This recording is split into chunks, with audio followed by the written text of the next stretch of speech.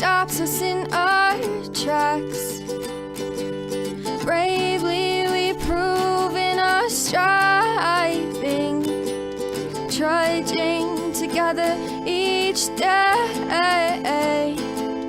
Where there's a will, there's a way. Good afternoon. We're live. We're on TikTok again. Welcome, TikTok. This will be my second live video. Those of you, I have no idea what the goals are and all of those things. I don't care. So you know. Okay. I'm here to share my experience, my strength, and my hope.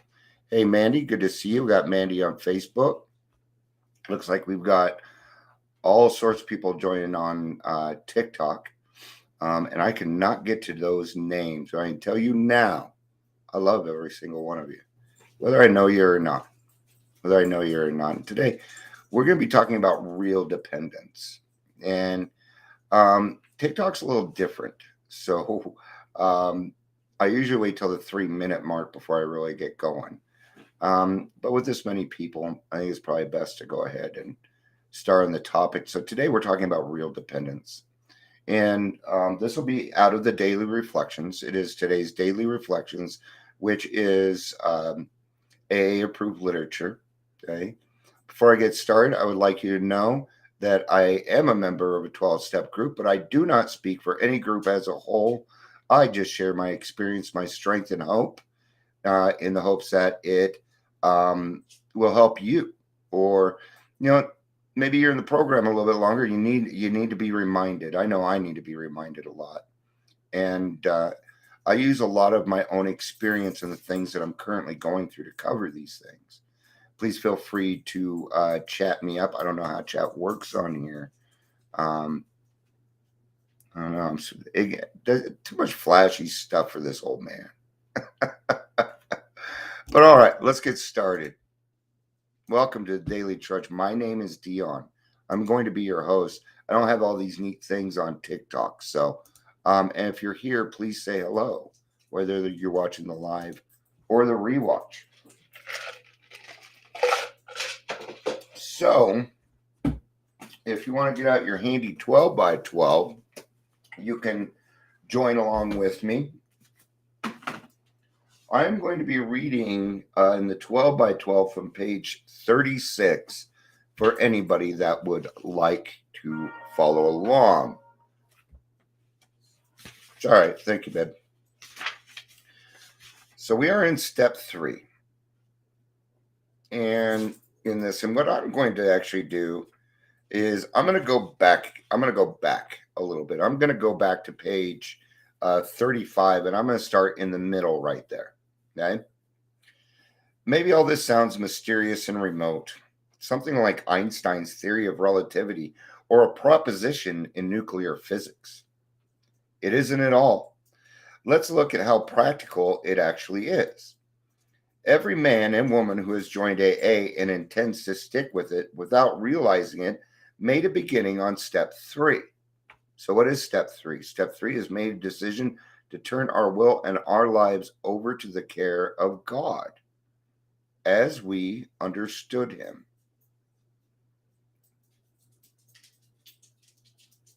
Isn't it true that in all matters touching upon alcohol, each of them has decided to turn his or her life over to the care, protection, and guidance of Alcoholics Anonymous? Already a willingness has been achieved to cast out one's own will and one's own idea about the alcohol problem in favor of those suggested by AA. Any willing newcomer, feel sure AA is the only safe harbor for the foundering vessel he has become. Now, if this is not turning one's will and life over to a newfound providence, then what is it? All right. So we're down to 6 people. That's a true number. But suppose that instinct still cries out, as it certainly will. Yes, respecting alcohol, I guess I have to be dependent upon AA, but in all other matters, I must still maintain my independence. And I get that. Who wants to be a non-entity? Nobody wants to be nothing. I mean, Heck, I already felt lonely when I came into the program, right? So let's take a little look at this. Let's discuss it a little bit because we know what alcoholism is now in its forms or addiction, do we not? Right? And we've discussed these things already. Okay. So when it comes to alcohol, I have no willpower at all. None. Zero. Noonie. Forget it. Right? I don't have any. In fact, I would promise myself in the morning when I got up, I'm not drinking today. And I'd probably go, I don't know, 7 minutes. I can swipe right to view comments. That's kind of cool. So do I go that way? No, that's views and my unstable connection. Okay. All right. I'm learning. But when it comes to other things, I have willpower. So why shouldn't I? Okay. Let's remember that all of our best thoughts got us here. Okay. That our alcoholism, the alcohol or your disease that you're working with, your ism, as I like to call it, okay, affects everything. So let's say you have a cold. Let's take your addiction or your alcoholism like a cold. Okay. You have this, you have a stuffy nose, you have a headache, a stomach ache, right? Now your addiction is only the stuffy nose. It is only a little bit, the actual addiction. So the alcohol itself is only about 10% of your problem. 90% of our problem is right up here. And this is why we're talking about total dependence. It isn't that I was just powerless over alcohol. My life was unmanageable. And step 3 helps me right size those problems. Okay. But no, nothing is going to turn me into a non-entity. If I keep turning my life and my will over to the care of something or somebody else, what will become of me? I'll look like a hole in the donut.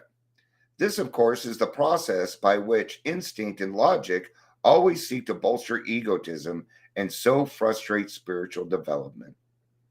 The trouble is that this kind of thinking takes no real account of the facts, and the facts seem to be these.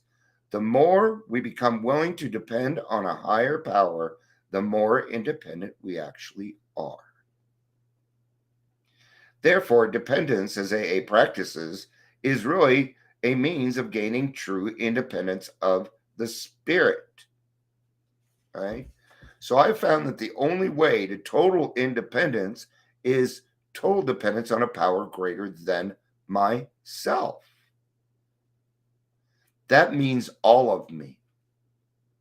Because I'm about to do some fantastic things with this life, like helping other people.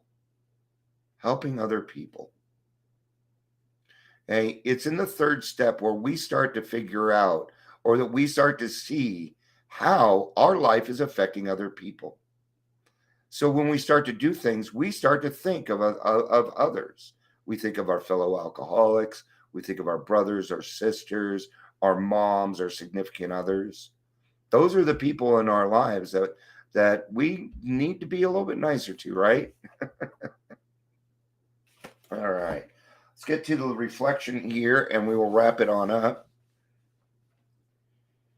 I start with a little willingness to trust God, and He causes that willingness to grow. That happened in step 2. Step 2 is around willingness and the key of willingness.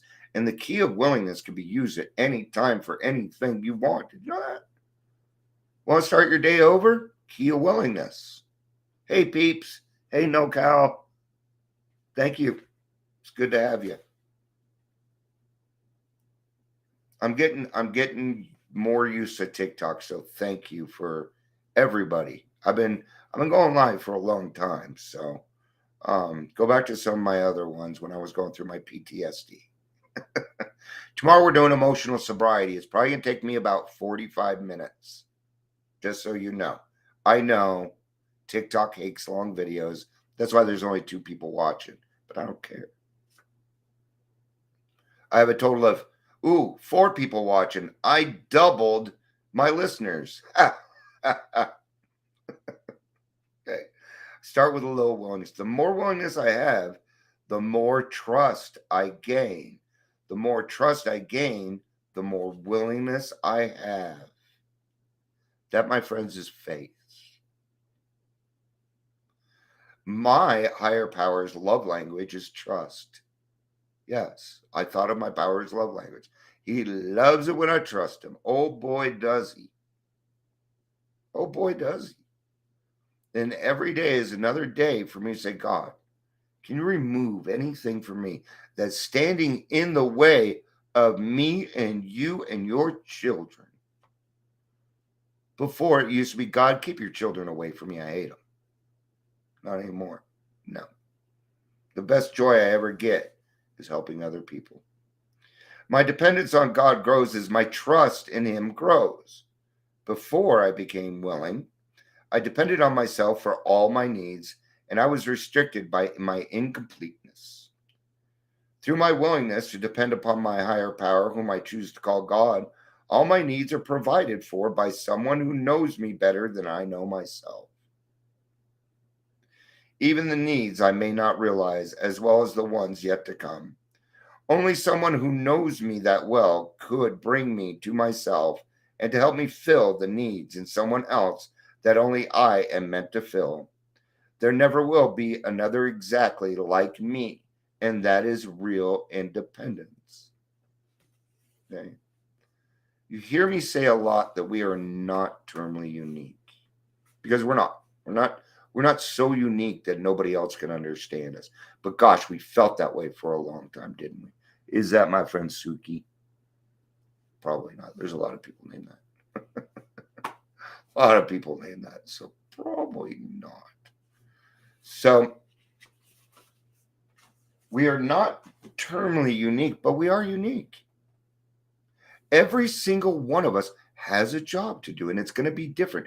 Your recovery is going to be different than mine. Everybody's recovery is going to be different.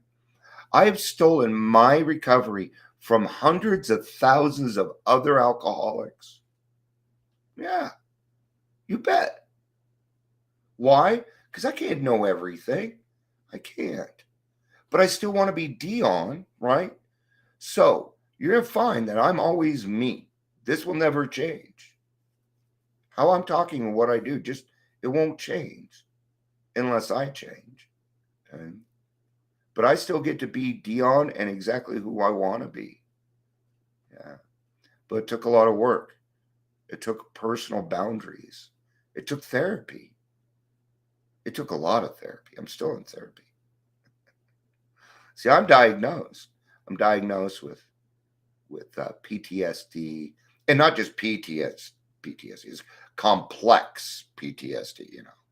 I don't have depression. I have severe depression, and I'm diagnosed with anxiety. And now they're like, "Oh, we think you might be ADHD."